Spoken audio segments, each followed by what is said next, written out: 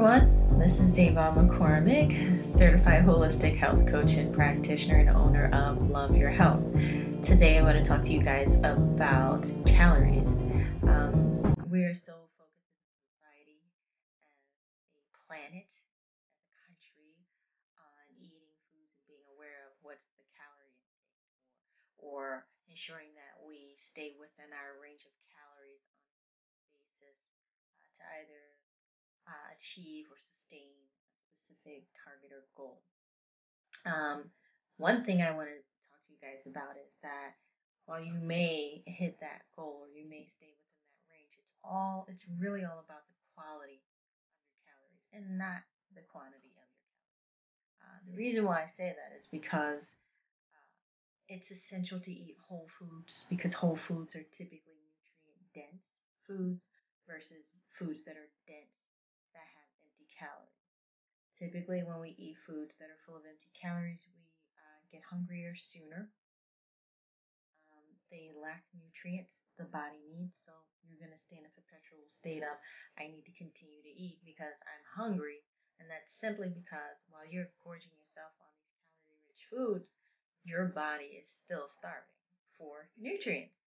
So, one suggestion I'd like to make to everyone that's looking to be more certain or hit certain targets or goals or optimize their health in general is when you're eating your meals, make sure that you're eating high quality, nutrient dense foods.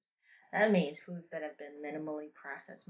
The majority, 75% of your plate should be full of, should be full of plant based life. That means vegetables. The other portion of your plate, would be your protein, and that can also be plant-based protein. And for some of us that assimilate grain, because some of us do not assimilate grain well, you can have a nice whole grain there, or sprouted whole grain there as well. My rule of thumb is, I split it down between the two, between a protein and a grain if I have a grain. I don't always have grains. Grains are optional for me. Sometimes I have them, sometimes I don't. But rule of thumb is to have mostly vegetation on my plate. Uh, with that being said, if anyone has any questions regarding what the heck is nutrient density? What does that mean? Nutrient density or nutritional density foods are, like I said, whole foods, and they have a high nutrient content and low calorie load or lower in calories. So you can eat a lot more of them, feel more satisfied, and your body gets the nutrients that you need versus eating something that doesn't really have any nutrients in it, and then you're going to go back and you're going to need to eat more of it because you're not hungry and your body still needs those nutrients.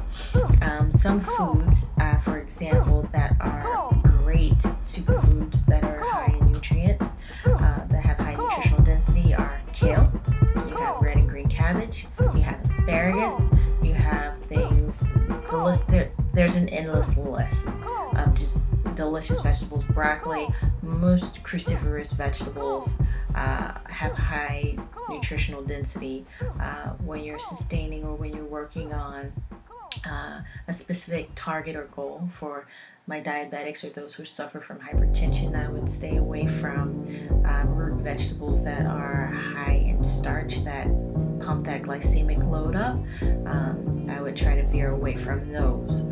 I would also, and by the way, corn is not a vegetable, everyone. Corn is actually a grain, and it's high in sugar content, and yes, it can actually destroy your diet.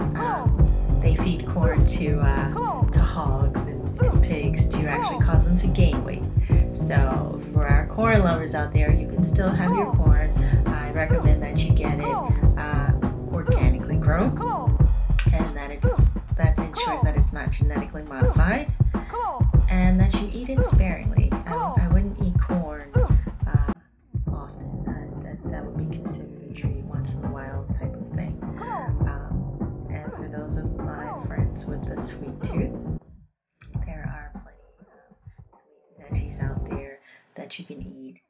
Typically, when you have a tendency to crave sweet, that usually means that you're not eating enough good fat.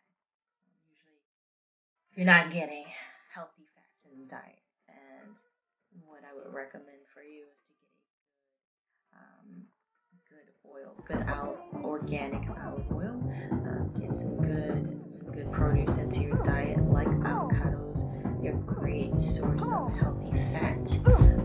Also, raw walnuts are a great source of healthy fat. So, if you guys have any questions about any other foods that are high in nutritional density, or if you'd like to know more, feel free to hang out or to go to my website. It's www.loving-your-health.com. Until next time, thanks for watching. 1.